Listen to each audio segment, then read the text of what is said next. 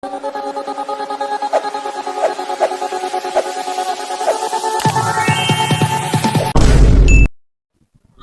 hello viewers, welcome back to our channel. நான் உங்க PK வந்தாச்சு. ஸோ நம்ம இன்னைக்கு இந்த வீடியோவில் எந்த விஷயத்தை பற்றி பேச போகிறோம், யாரை பற்றி பேச போகிறோம் அப்படின்னு சொல்லி கேட்டோம்னா, மகாராஷ்டிரா அரசியலில் முக்கியமான அரசியல் தலைவர், அதை தாண்டி மகாராஷ்டிராவினுடைய துணை முதலமைச்சர், இன்னொரு பக்கத்தில் தேசியவாத காங்கிரஸ் இருக்கு இல்லையா, அந்த கட்சியினுடைய தலைவர் அப்படின்னு சொல்லிட்டு மகாராஷ்டிரா அரசியலில் அசைக்க முடியாத இடத்த பிடிச்ச அஜித் பவார் இன்னைக்கு காலையில் விமான விபத்தில் சிக்கி இறந்திருக்காரு அப்படின்னு சொல்லலாம். ஸோ அஜித் பவாரினுடைய மரணம் அப்படின்றது மகாராஷ்டிரா அரசியலில் மட்டும் இல்லாமல் இந்திய அரசியலையும் ரொம்ப பெரிய அதிர்ச்சியை ஏற்படுத்தியிருக்கு.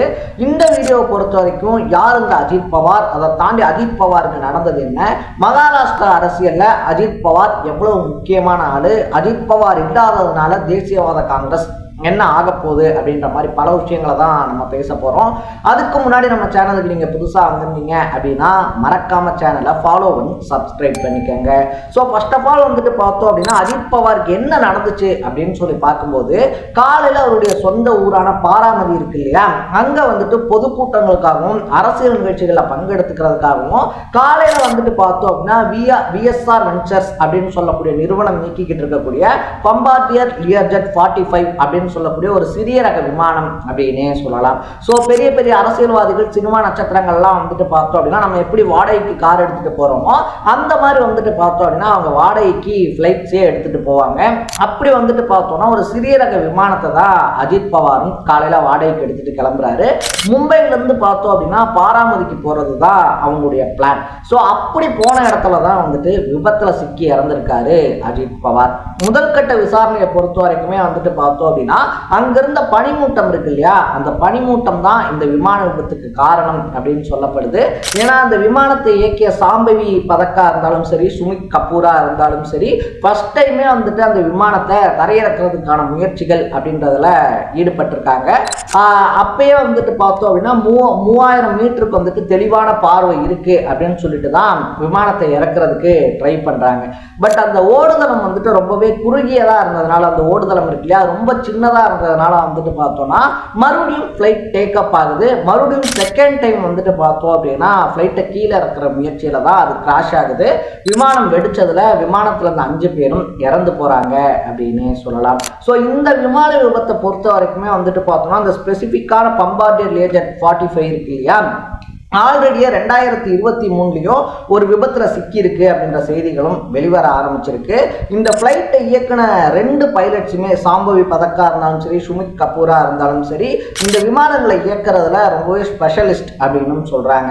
ஸோ முதல் கட்ட விசாரணையை பொறுத்த வரைக்குமே பார்த்தோம் அப்படின்னா அங்க நிலவன அந்த பனிமூட்டம் அப்படின்றதான் காரணம் அப்படின்னு சொல்லப்படுது. அஜித் பவார் கூட பார்த்தோம் அப்படின்னா அவருடைய அசிஸ்டன்ட் ஒருத்தர், அவருடைய செக்யூரிட்டி ஒருத்தர் அப்படின்னு சொல்லிட்டு அவங்க 3 பேர், பைலட்ஸ் 2 பேர் அப்படின்னு சொல்லிட்டு 5 பேர் இறந்து போயிட்டாங்க அப்படின்ற நியூஸஸ் வெளிவந்துகிட்டு இருக்கு. ஸோ மகாராஷ்டிரா மாநிலத்தை பொறுத்த வரைக்குமே வந்துட்டு பார்த்தோம் அப்படின்னா அஜித் பவார் இருக்கார் இல்லையா, அரசியல்ல ஒரு ரொம்ப பெரிய ஆளுமை அப்படின்னே சொல்லலாம். ஸோ அஜித் பவாரினுடைய அண்ணனுடைய, அஜித் பவாருடைய அப்பாவோட தம்பி, அதாவது வந்துட்டு அஜித் பவாரினுடைய சித்தப்பாவான சரத் பவார் இருக்கார் இல்லையா, அவர் வச்சிருந்த தேசியவாத காங்கிரஸ் அப்படின்றதுல தான் அஜித் பவாரும் இருந்தாரு. பட் அதுக்கப்புறமா வந்துட்டு ஏக்நாத் ஷிண்டே இருக்கார் இல்லையா, ஏக்நாத் ஷிண்டே எப்படி சிவசேனா கட்சியெல்லாம் உடச்சு கிடச்சு வெளியே வந்தாரோ அதே சமயத்துல பார்த்தோம் அப்படின்னா அஜித் பவாரும் சரத் பவார் கிட்ட இருந்து அவருடைய ஆதரவு எம்எல்ஏக்கள் அப்படின்றவங்கள கூப்பிட்டு வந்திருந்தாரு. அப்படி கூட்டிட்டு வந்தவர் பார்த்தோம் அப்படின்னா பாஜக இருக்கு இல்லையா, பாஜகவினுடைய உதவியோட, தேர்தல் ஆணையத்துடைய உதவியோட வந்துட்டு கட்சியை உருவாக்கின சரத் பவார் இருக்கார் இல்லையா, சரத் பவாரை வந்துட்டு ஒண்ணுமே இல்லாம பண்ணிட்டு கட்சியையும் கட்சியினுடைய சின்னமான கை கடிகாரத்தையும் அஜித் பவார் எடுத்துக்கிட்டாரு அப்படின்னே சொல்லலாம். லிட்டரலா நமக்கு புரியுற மாதிரி சொல்லணும் அப்படின்னா இப்ப எப்படி தமிழ்நாட்டில் பாமக இருக்கு இல்லையா, பாமகவை உருவாக்கின ராமதாஸுக்கு அந்த மாம்பழ சின்னம் கிடையாது, அன்புமணி ராமதாஸ் கிட்ட தான் அதிகப்படியான எம்எல்ஏக்கள் இருக்காங்க, அதனால அவருக்கு தான் அந்த சின்னம் அப்படின்னு சொல்லிட்டு கட்சியையும் கட்சியினுடைய சின்னத்தையும் அன்புமணி ராமதாஸ் கொடுத்துட்டாங்க இல்லையா, அதே மாதிரிதான் வந்துட்டு பார்த்தோம்னா அங்க இந்த விஷயத்தை அஜித் பவார் பண்றாரு. சரத் பவாரை ஓரம் கட்டிட்டு கட்சியவே கொண்டு வந்து பிஜேபி கூட எப்படி சொல்றது ஒரு அண்டர்ஸ்டாண்டிங்ல கூட்டணிக்கு கொண்டு வராரு. அதனால வந்துட்டு அஜித் பவாருக்கு அன்னைக்கு துணை முதலமைச்சர் பதவி அப்படின்றதும் கொடுக்கப்பட்டிருந்துச்சு.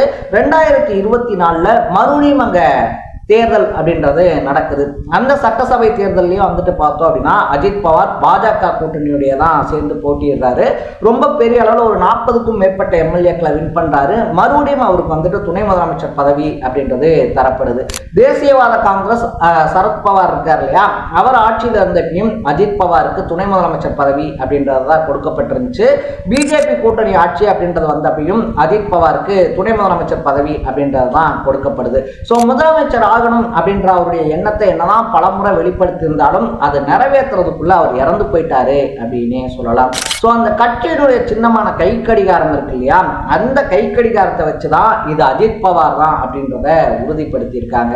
ஸோ அவருடைய இறப்புக்கு அப்புறமா வந்துட்டு பார்த்தோம்னா மகாராஷ்டிரா அரசியல் களம் இருக்கு இல்லையா, அது ரொம்ப பெரிய கேள்விக்குறிக்கு உள்ளாயிருக்கு அப்படின்னு சொல்லப்படுது. ஏன்னா ஆல்ரெடியே வந்துட்டு சரத்பவார் உருவாக்கி கட்டி காத்து வளர்த்த கட்சியான தேசியவாத காங்கிரஸ் இருக்கு இல்லையா, அதை தான் வந்துட்டு அஜித் பவார் உடச்சு கொண்டு போயிருந்தாரு. உடச்சு கொண்டு போனதோட மட்டும் இல்லாமல் பிஜேபியோட கூட்டணி அப்படின்றதெல்லாம் வச்சிருந்தாப்புல. அதுக்கப்புறமா திடுதுப்புன்னு வந்துட்டு பார்த்தோம் அப்படின்னா லாஸ்ட்டாக நடந்த எலெக்ஷனில் அதே தேசியவாத காங்கிரஸ் இருக்கு இல்லையா, சரத்பவாரோடைய கூட்டணி வச்சு போட்டியெல்லாம் போட்டிருந்தாரு. ஸோ இப்படிப்பட்ட சுச்சுவேஷனில் அஜித் பவார் இல்லாத சூழ்நிலையில் தேசியவாத காங்கிரஸை முன்னெடுக்க போகிறது யாரு? மராத்திய தலைவர்களில் வந்துட்டு அஜித் பவாருக்கு ஒரு முக்கியமான ஒரு பவர் சென்டராக அவர் இருந்தார், முக்கியமான இடம் அப்படின்றது இருக்கு.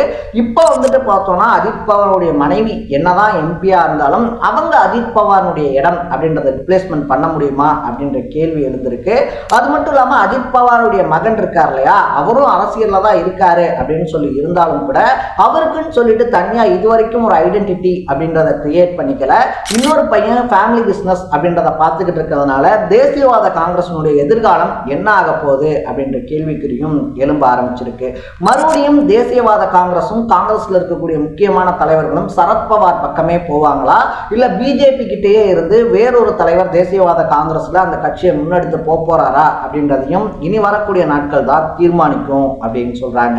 எது எப்படியா இருந்தாலும் அஜித் பவாருடைய இழப்பு அப்படின்றது மகாராஷ்டிரா அரசியல்ல ஒரு ரொம்ப பெரிய தாக்கத்தை ஏற்படுத்தும் அப்படின்னு சொல்லப்படுது. ஸோ நீங்க அஜித் பவாரை பத்தி என்ன நினைக்கிறீங்க அப்படின்றத கமெண்ட் பண்ணிட்டு மறக்காம சேனலை ஃபாலோ அண்ட் சப்ஸ்கிரைப் பண்ணிக்கோங்க. நாளைக்கு இதே மாதிரி இன்னொரு இன்ட்ரெஸ்டிங்கான வீடியோவோட சந்திக்கலாம். Bye by.